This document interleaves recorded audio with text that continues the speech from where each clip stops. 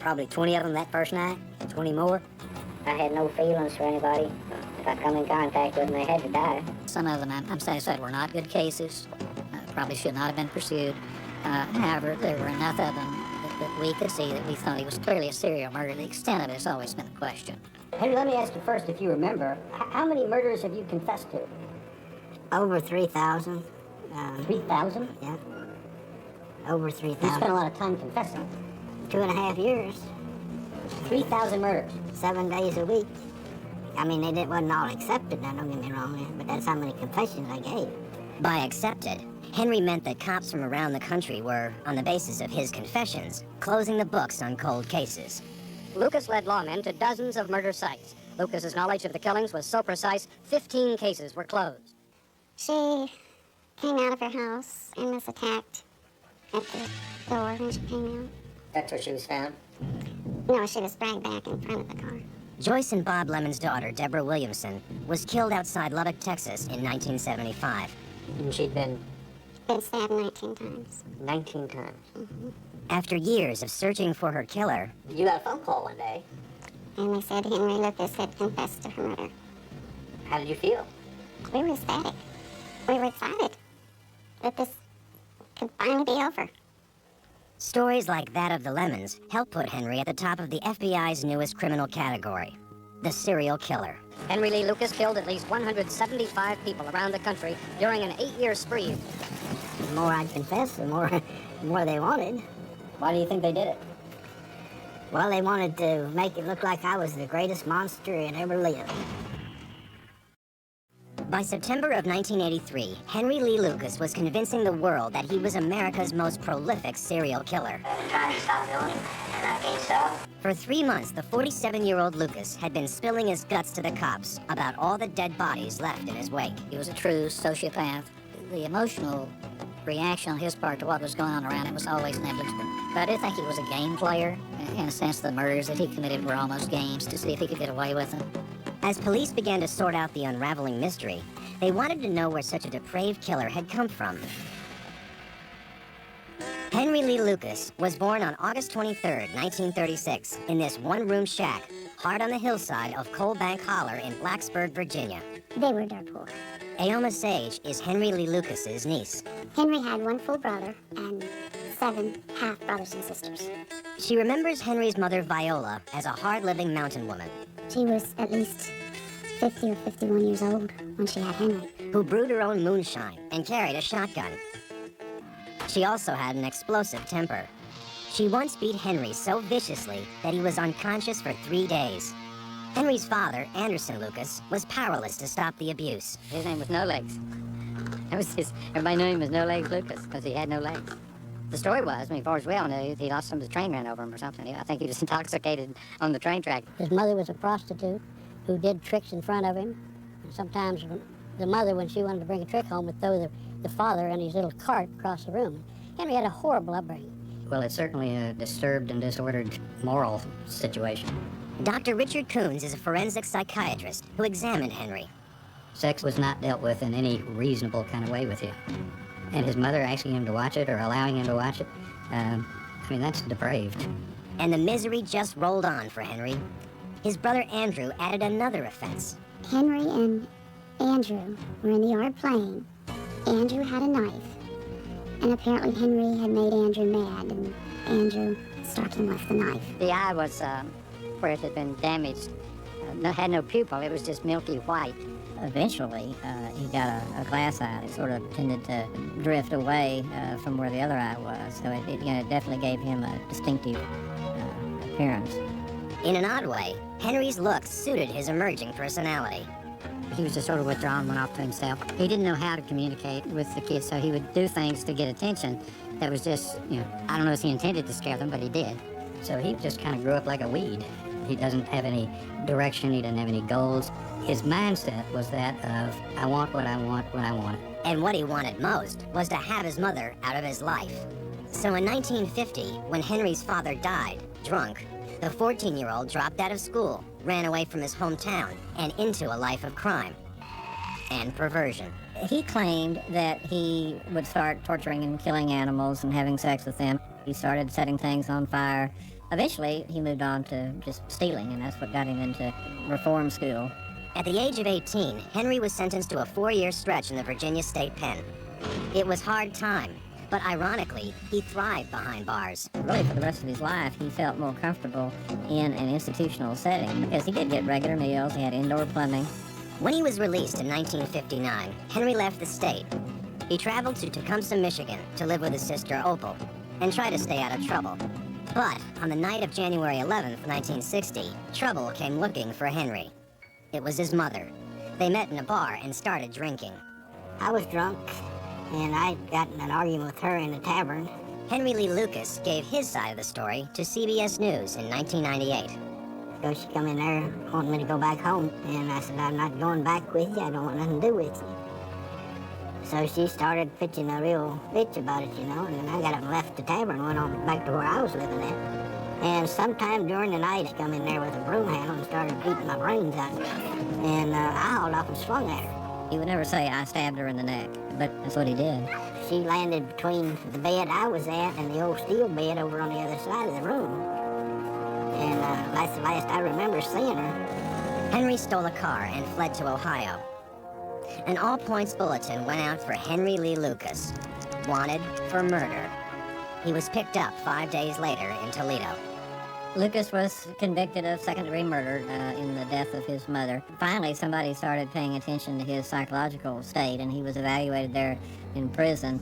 And for the first time, Henry revealed a shocking secret.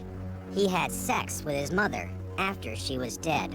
He told me, I don't like live sex, I like dead sex. That was a common theme, really, for all of the time that he spent talking about his killings, that he would claim that sex was more appealing to him if the victim, or if the partner, in quotes, was dead.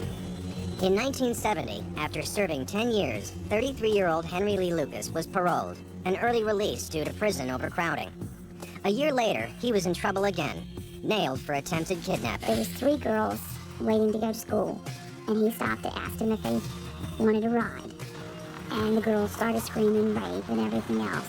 As far as I know, he never had done anything with them. His family may have believed him. The judge didn't. Henry was back in the joint. It was the early 1970s. Rehabilitation was the new buzzword. Instead of hard time, Henry was examined by psychiatrists and social workers who described him as emotionally needy. Cops saw Henry as dangerously manipulative. He rationalized any action. I mean, he could justify whatever he did or needed to do, and always felt that a lie would get him out of it. Stuck in prison, Henry was starved for the attention he craved. So when he got a letter from a family friend and single mother named Betty Crawford, Henry latched on. They continued corresponding. In 1975, after his 5-year sentence, they were married. The night of their wedding, where we stayed at, there was a pull-out bed. Constance Dameron was 7 when her mother Betty brought Henry home. They were in the bed, and us girls were on the floor in a sleeping bag. And I had been woken up in the middle of the night where he had unzipped his sleeping bag and he was touching me where he shouldn't have been. It was the beginning of 2 years of sexual torture, carried on in secret. He threatened to kill our mother if we told anybody. He was serious, and there was no joking about him. Eventually, Constance got the courage to stand up to Henry. And the next day, Henry said he had a job at a mushroom farm in Pennsylvania and gave my mom a phone number which turned out to be false, and he never came back. Henry started drifting between family members, persuading them to take him in. A nephew took pity on him and got him a job laying carpet in West Virginia. There he met an 18-year-old single mother, Rhonda Knuckles. From the outset, Rhonda noticed something abnormal about Henry. He avoided me. He didn't like to be touched, and he would say things to me to scare me. He told me that he was going to cut my heart out. He was going to eat part of it. The situation reached a boiling point. Rhonda told Henry she was leaving and made a move for the door.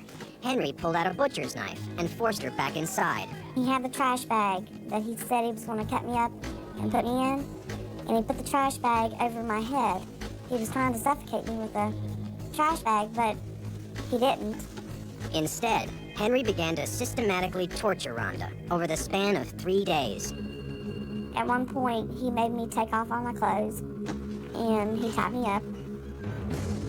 And I thought he was going to rape me, but he didn't. He urinated on me. Finally, on the third day, Rhonda's friend came knocking on her door. It caught Henry off guard, so Rhonda bolted outside, leaving her baby behind. When her relatives heard the story, they came back with a shotgun. Henry handed over the baby and defended himself in the best way he knew. He lied. Henry told him that I had lost my mind, that I was trying to kill him and all this stuff, and that he had been taking care of the baby for 3 days. And they believed him. In 1978, Henry Lee Lucas was living on the fringe of society. He was 42 years old. He'd spent half of his life behind bars. After sexually assaulting his stepdaughter and terrorizing his girlfriend, Henry was on the run. All that's known from this period of his life is what he would reveal in his confessions. One guy, we shot him, I think, 170 sometimes. When did you meet up with the others? 75, after I got out of prison. Henry was talking about this man, Otis Toole. Otis Toole was a huge, big homosexual man. He was very, very swishy, very gay, but he was also mean. He acted mean and he was tough. He would dress as a woman and then he'd get in a fight sometimes in a bar when they'd make fun of him. And then, according to Henry's version of things, Otis would haul off and kill the guy. It was the first course, so to speak. What really got me, though, is when he started eating before I had to do it that bad. That's so most of these victims he killed, he cut a piece of them off me, and yeah, I couldn't do it. The tabloids had a field day with Henry's stories about Otis and their seemingly random murder spree. They called the two the tag team from hell. To hear Lucas tell it, they just preyed on any female that caught Henry's fancy. You know, killed the woman, and then Lucas would have sex with the body. Knives was his weapon of choice, and early on I remember him thinking that's more manly. Anybody can shoot anybody, but you gotta be good with a knife. Lucas would brag to me that he never killed a man. He said that anytime they ever killed a man, it would have been Otis Toole that did it. Prosecutors in Maryland, Michigan, and California collected statements from the two, but there were no witnesses and scant physical evidence. So the cases boiled down to Henry's recollections. Did you leave anything behind over here on our deal? That you can recover? I doubt it, because we both had rubber roads on. In the midst of this cross-country wave of terror, Henry settled in Jacksonville, Florida, Otis's hometown. Otis Toole was every bit as weird and perhaps even weirder than Henry Lee Lucas. They eventually lived with Otis's parents for a while, and that is where Lucas met Becky Powell, who was Otis's niece. She was starved for attention. Becky was retarded. Her upbringing wasn't much better than Henry's. She was raised by grandma. Her mama was crazy. If the two made for a bizarre-looking couple, Henry didn't seem to mind. I think she actually looked up to Henry almost maybe as a father-like figure to some extent. I would guess it'd come as close to being the love of his life as Henry could get. And for the first time since his release from prison, Henry got steady work. He took a job with Otis at a roofing company, fixed cars for people in the neighborhood, and sold scrap metal, all to help keep Becky happy. But Henry would also jealously guard his young lover's time. He kept Becky away from school, the one place where she tried to fit in. I read some of her school books that she had accumulated somehow, and she'd study, and then she'd give herself a test at the end, and then she'd write her own praises. Very good, very excellent, you know, and that kind of stuff, and it sort of made you sad for her, because she was studying the book herself, taking her test, and then grading it herself, and telling herself how good she was. By January 1982, Becky's already meager family life began to fall apart. Her mother had died of a drug overdose. A few months earlier, her caretaker grandmother passed away. Becky was suddenly in the care of two ex-cons, her Uncle Otis and his buddy, Henry Lee Lucas. The state of Florida intervened and took Becky to an emergency shelter. Henry was furious. He got word to Becky and convinced her to run away with him. And they just hit the road and started traveling. Lucas favored the interstate highway system, and they would just drive from place to place. They would sleep in the car, they would camp out, they drove junkers that other people had abandoned that Henry could fix up and keep going. They came through Houston on I-10 and out towards California, and that's where they met up with Jack Smart. Jack Smart owned an antique shop. He and his wife, O'Bara, took pity on the young couple and offered Henry a job. In May, O'Bara Smart asked Henry if he would be willing to work for her aging mother, Kate Rich, in North Texas. For Henry and Becky, the plan was a lifesaver. For Kate Rich, it was a fatal mistake. He pointed to the ground. He said, if you dig right there, you'll find part of her. Henry Lee Lucas and his 15-year-old girlfriend, Becky Powell, were tired and hungry when they arrived in tiny Ringgold, Texas in 1982. They were met with a curious but trusting eye by their new employer, 82-year-old Kate Rich. She had recently broken her hip and was struggling to get through her days. I think she was lonely to a certain extent and welcomed them being there. She'd been through this world and all of its knocks and come out of it. Henry knew Kate lived on Social Security. Within days, he convinced her to let him take over her accounts in the local stores. It was a big mistake. They were taking advantage of her, charging at the store, not doing the work that they were supposed to do to fix the place up, things like that. Kate began to mistrust Henry, but she took a grandmotherly interest in Becky. She noticed Becky was fighting with Henry, begging him to go back to Florida. Becky just got enough, finally, of the life on the road. I don't know if it was a process of maturation or simply being homesick to being back in Florida. Henry made it clear he intended to stay in Texas, despite the problems he was having with Kate Rich's family. Mrs. Rich's family became concerned about Lucas and thought he wasn't the kind of person that ought to be around her, and they eventually ran him off. Henry and Becky were back on the highway. Out of the blue, Reverend Reuben Moore of the House of Prayer spotted them in his truck. He brought them home to his religious commune, located on this old chicken ranch. Henry lived right here, this little section here. Henry and Becky moved into this chicken coop. It was hot and dirty, but Henry didn't seem to mind. As for Becky, she was starting to unravel. She scribbled a note in her math book.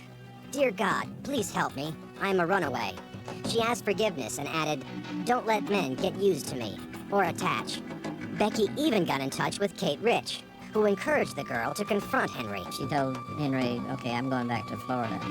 And he made a big show of leaving the House of Prayer and saying that he was going to take Becky back to Florida.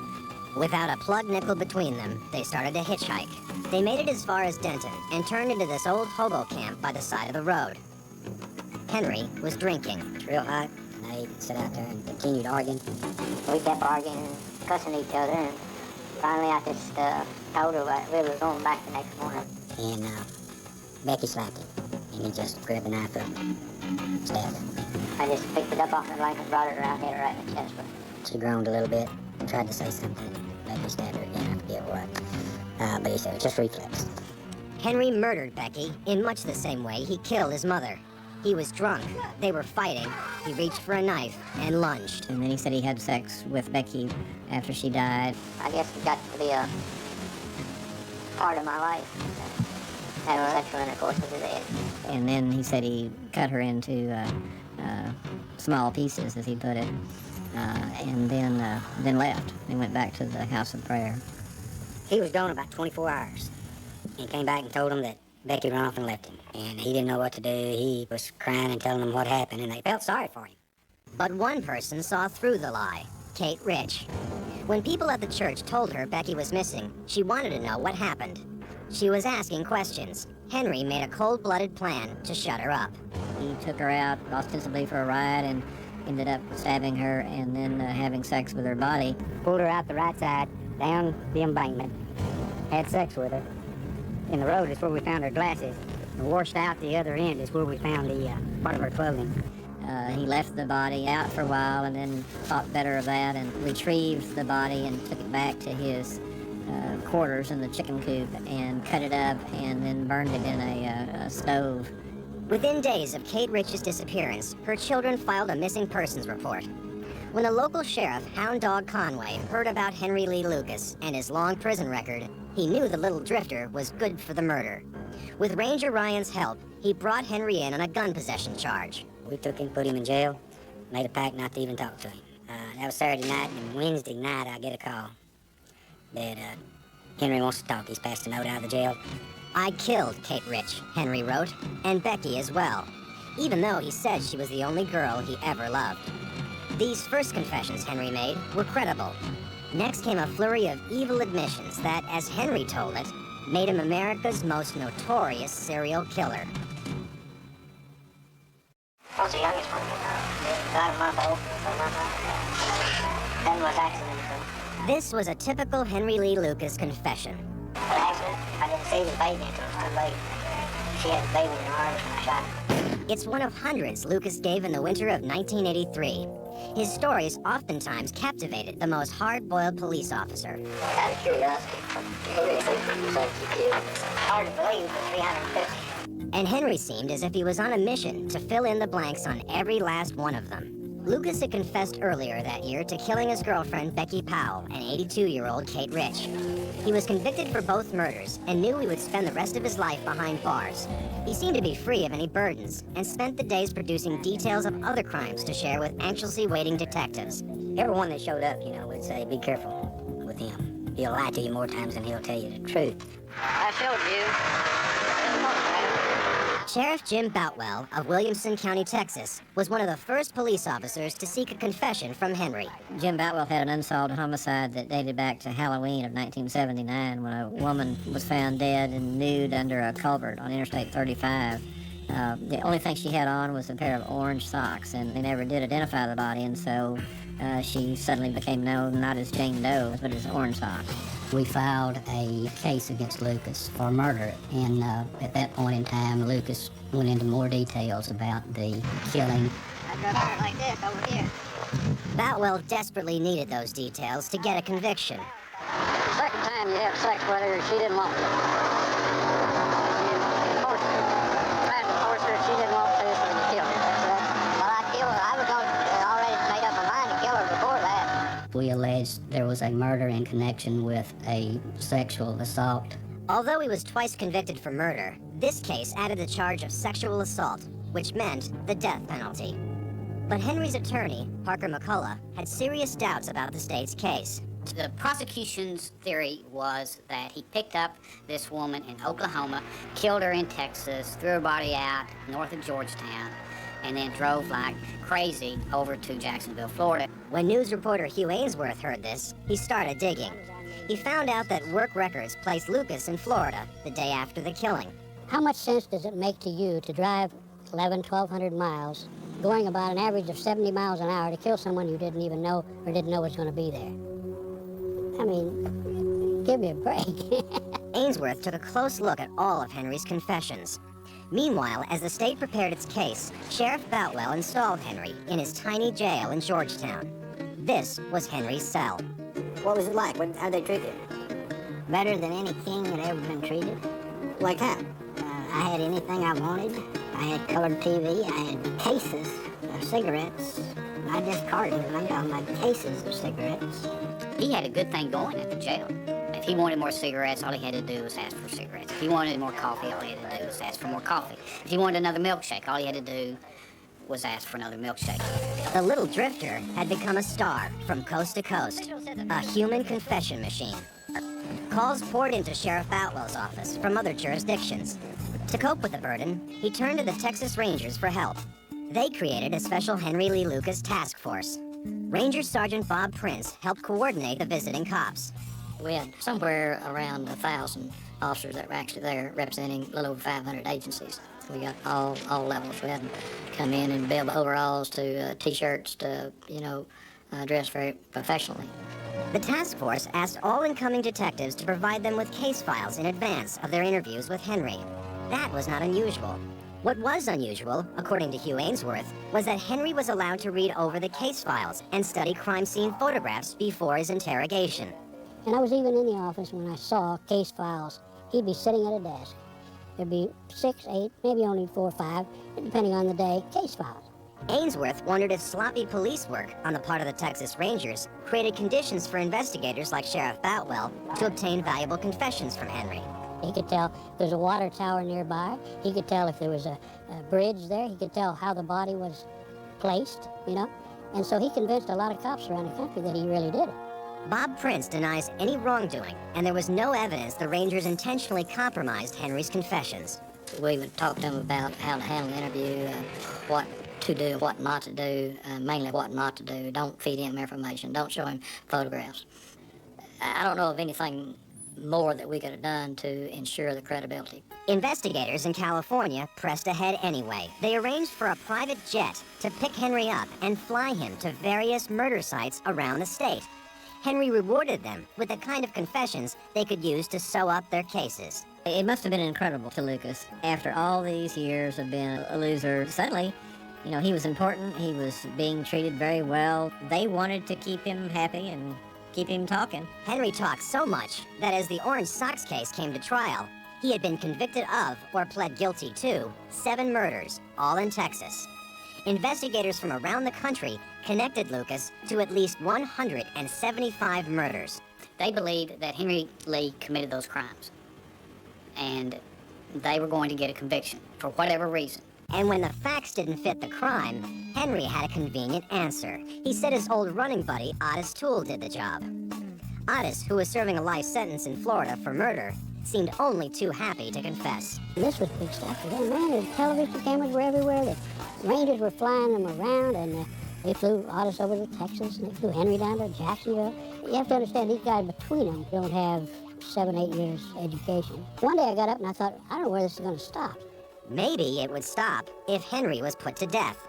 His lawyers in the Orange Socks case were in the absurd position of saving Henry's life by calling him a liar. I went to Jacksonville, Florida. I found the store clerk who cashed his payroll check at about 6 p.m. on November 1st, which was the day after they had found the victim in Williamson County, Texas. But in Henry's confession, he claimed his work records were falsified. It was Henry's word against his lawyers. I strongly believe that he really wanted to help us, but something made him refuse to get on the stand. I think he saw that we were going to make him out to be a phony and a fraud. And for the first time in his life, he was somebody. And all of a sudden, he was about to have that world removed from him.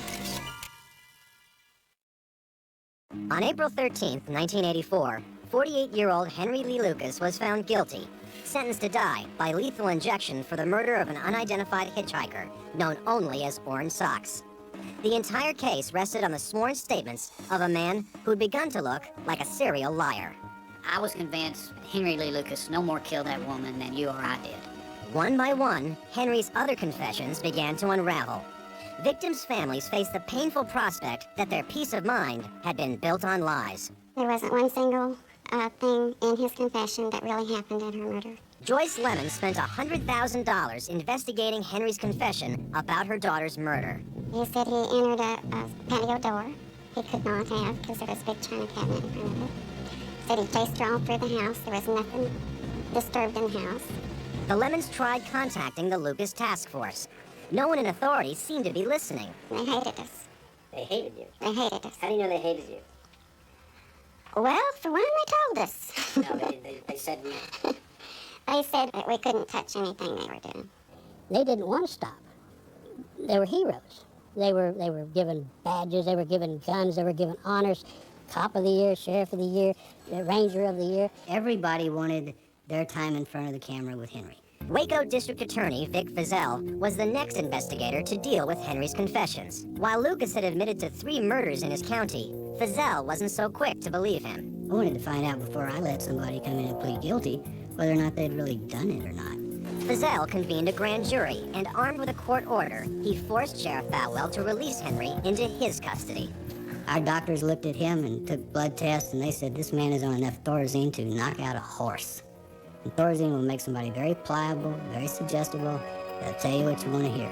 Once off the drug, Henry started singing a different tune. Suddenly he was a different man. He started saying, yeah, I didn't do that. I didn't do it. I was wondering when somebody was going to wise up to all of this. Then on April 14th, 1985, the rest of the country got wise to Henry Lee Lucas. A series of investigative reports by Hugh Ainsworth splashed across the front page of the Dallas Times-Herald. The task force, the convictions, the whole 3-ring circus had been based on Henry's evil imagination. They had not one piece of forensic evidence. Now think about that a minute. They had not one fingerprint, not one hair match, not one piece of fabric, not one thing. Something went wrong. There was not a check somewhere that said, wait a minute. Are you sure you got the right person? And I would say maybe I shot her, And they say, no, that's not right, Well, I know it has to be something else. So I would say, well, maybe I strangled her. And that wouldn't be right. So they said, well, no, that ain't right, I said, well, maybe I stabbed her. And they said, oh, yeah, that's right now. That's right. Henry's recantations were big news. But despite a flurry of negative press and a scathing report by the state's attorney general, little was done. The Henry Lee Lucas Task Force was disbanded. Bob Prince has since left the Rangers, but continues to defend the task force. In retrospect, in looking at this, of course, many times over the years, I don't know a whole lot we could do different.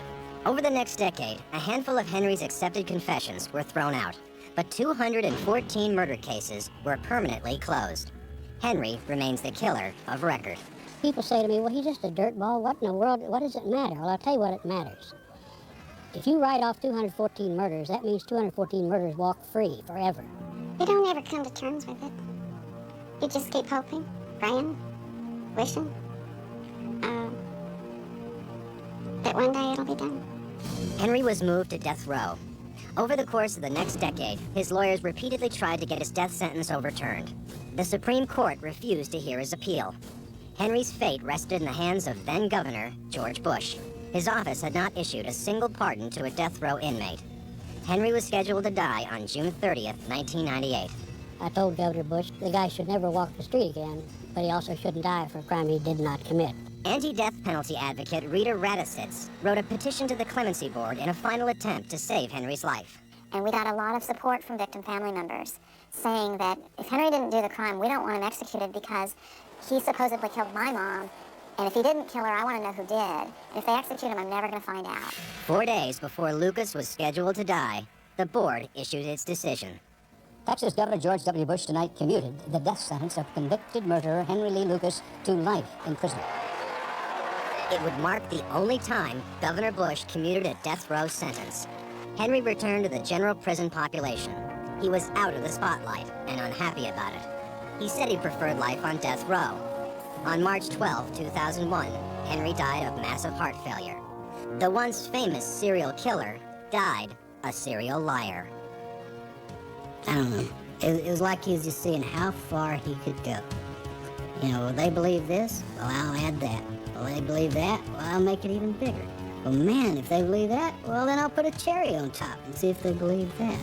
It is irrefutable that he killed his mother. It is, in my opinion, irrefutable that he killed Mrs. Rich. In my opinion, it's irrefutable that he killed Becky. Lucas was a killer. What is in doubt is how many people he actually killed.